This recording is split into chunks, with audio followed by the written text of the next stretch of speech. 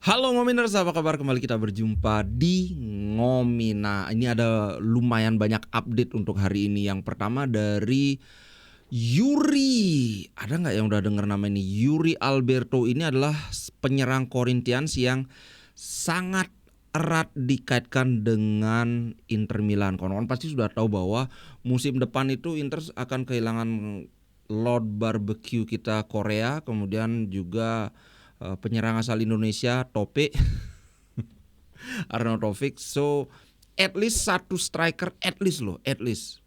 Yang idealnya tuh Inter ngambil 2 striker. Jadi at least satu striker Inter harus datangkan. Nah, salah satu ini adalah Yuri Alberto dan ini harganya lumayan 25 juta.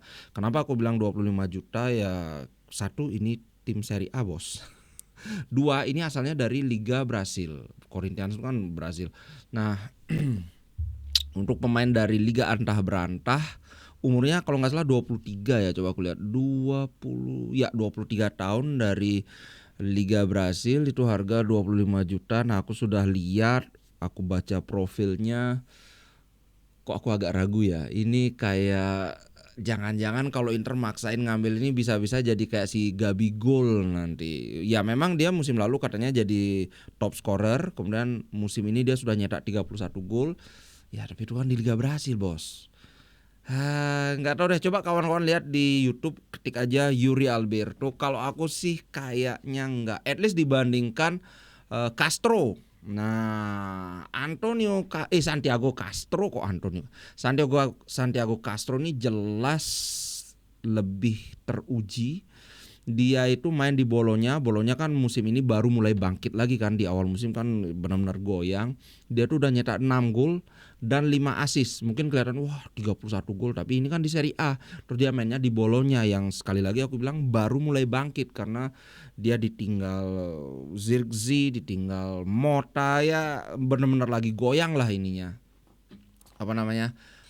Klubnya secara tim gitu loh. Dan 5 assist. Cuman kalau Castro itu aku ngeliat ini pun bukan tipe goal getter utama. Sedangkan sebenarnya aku lebih prefer Inter nyari striker yang benar-benar nomor 9 murni. Kalau aku ngeliat Thuram ini bukan striker nomor 9 murni. Dia kan ya winger yang dijadikan nomor 9, walaupun aku ya pernah bilang bahwa di musim ini Thuram itu benar-benar menjelma jadi nomor 9. Tapi tetap aja ini bermain dia bagus, dribble dia bagus, ngumpan bagus, tembakannya pun terbilang bagus.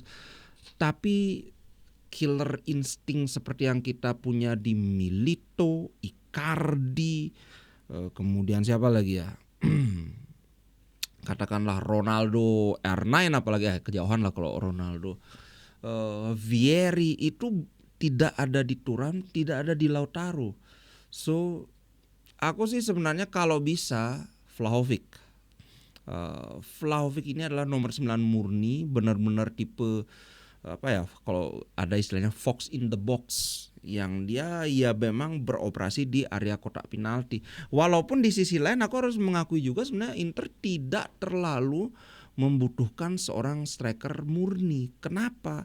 Karena dengan striker yang kita miliki sekarang, praktis kita cuma 2 striker yang on form. Inter berhasil jadi tim dengan jumlah gol terbanyak di Serie A. So, kalaupun misalnya Inter ya udahlah Castro, aku tetap akan menyambut dengan gembira karena ya memang Inter perlu terlebih dari, maksudnya lebih dari seorang nomor 9 murni. Inter lebih membutuhkan striker yang secara karakter itu dijamin bisa melebur ke dalam tim. Nah, Castro ini Lautaro banget.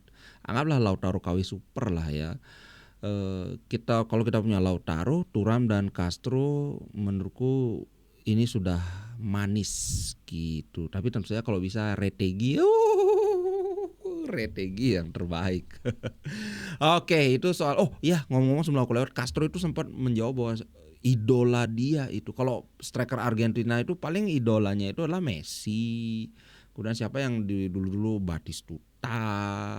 Tapi secara mengejutkan Castro bilang atau Sergio Aguero misalnya, yang katakanlah lebih mentereng ya, dia menjadi legenda City, sempat di Atletico Madrid juga, tapi dia bilang bahwa idola dia adalah Lautaro Martinez dan Diego Milito. Apakah ini kebetulan dua-duanya itu legenda Inter? Nah, gimana nih? Apakah ini artinya gayung bersambut? Oke, kalau dari segi pemain sih kayaknya dia sudah oke pingin join Inter, apalagi katanya kan bapaknya dia baik hubungannya atau bahkan sohiban sama Javier Zanetti. Itu yang menurutku ya kalau Castro ke Inter musim depan bagus, apalagi dia sudah terbukti mencetak gol ke gawang Inter.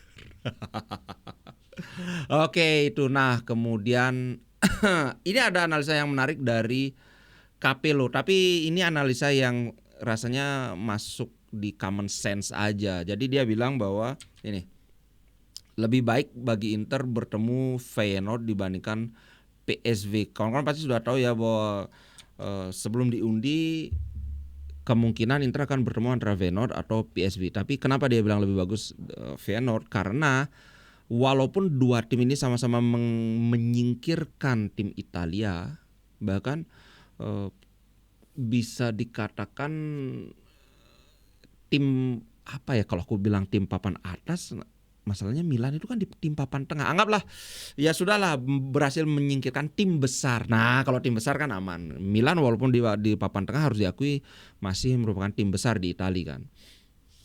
Tapi cara mereka memenangkan itu beda. Kalau PSV kurang lebih bisa dikatakan menang mereka itu lebih murni menang atas Juventus. Dan kemudian Juventus itu juga peringkatnya lebih tinggi dari Milan. Kemudian di Liga Belanda pun PSV itu di bawah Ajax, jadi peringkat 2 di Liga Belanda.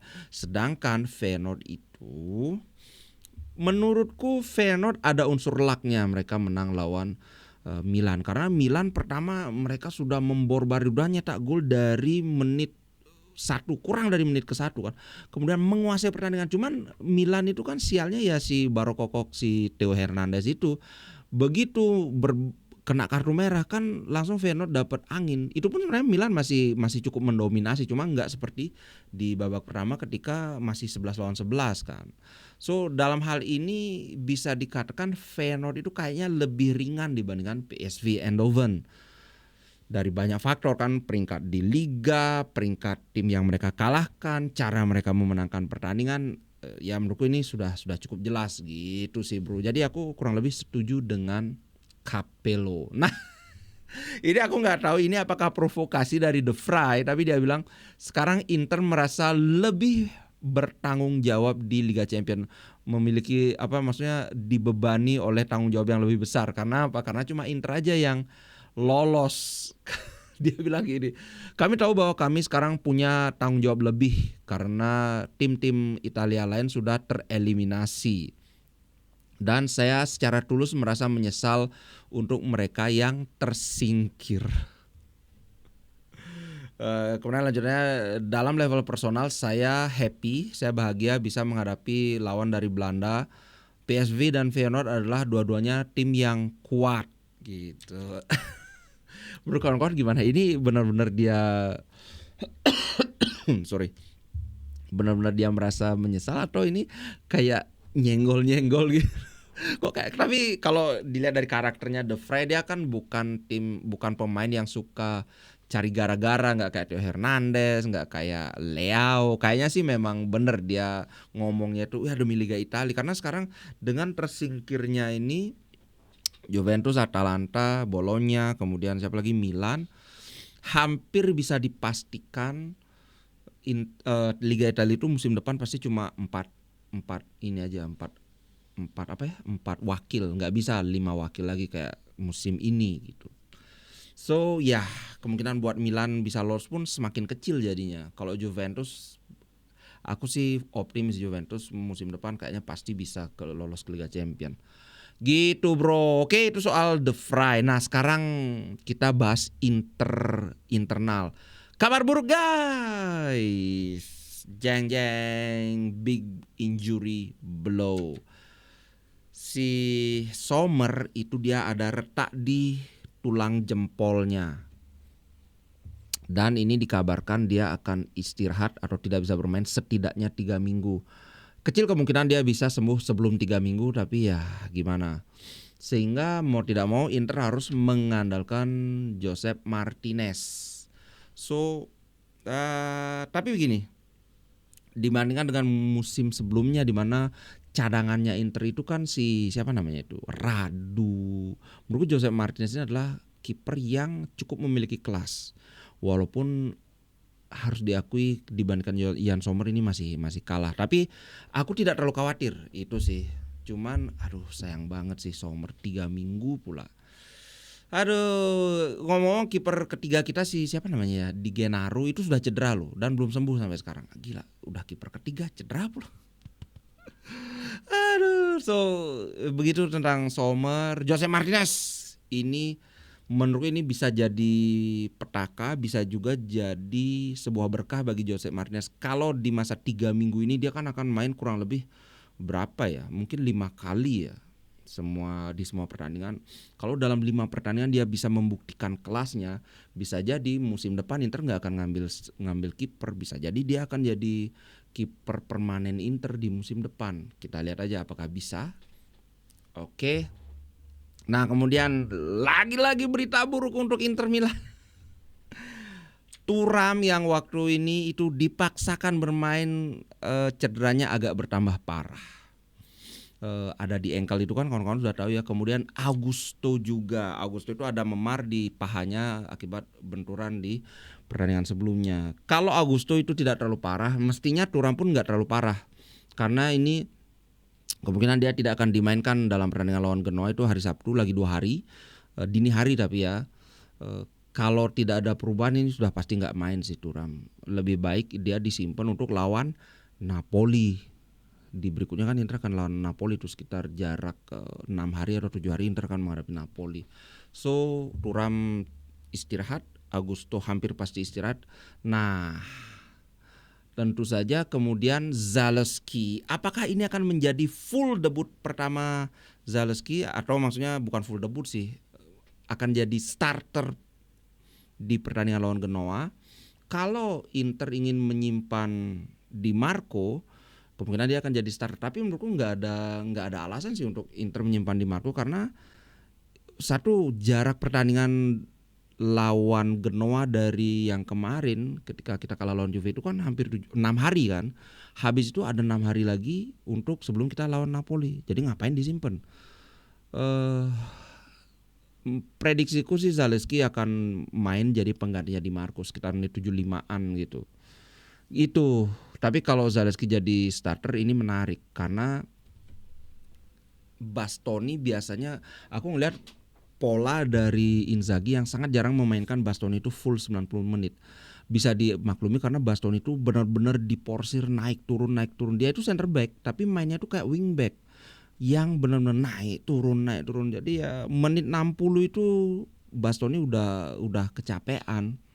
Jadi kalau misalnya terjadi seperti itu, bisa jadi Bisek yang gantiin Bastoni, bisa jadi Di Marco yang ditarik ke center back kiri, Zalewski main di wing back. Tapi aku yakin Zalewski pasti bermain nanti lawan Genoa. Gitu bro, mantap Zalewski.